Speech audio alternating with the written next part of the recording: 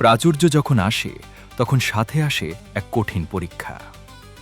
সম্পদ মানুষকে অহংকারী করে দিতে পারে, সফলতা মানুষকে আল্লাহর থেকে দূরে সরিয়ে দিতে পারে। কিন্তু যখন অকৃতজ্ঞতা দানা বাঁধে তখন আযাব আসে নীরবে। যে নেয়ামত জীবন দেয় সেই নেয়ামতই হয়ে ওঠে ধ্বংসের কারণ। সাবাবাসীদের জন্য সেটা ছিল পানির প্লাবন। আপনার আমার জন্য সেটা কি হতে পারে? সতর্ক হওয়ার সময় এখনই। এটাই আসহাবে সাবার ইতিহাস।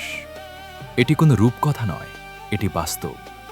এটি আল্লাহর কিতাবে সংরক্ষিত এক চিরন্তন সত্য, এক জাতির পতনের গল্প, এক সভ্যতার ধ্বংসের দলিল। আর সবচেয়ে বড় কথা, এটি আমাদের সবার জন্য এক কঠিন সতর্কবার্তা।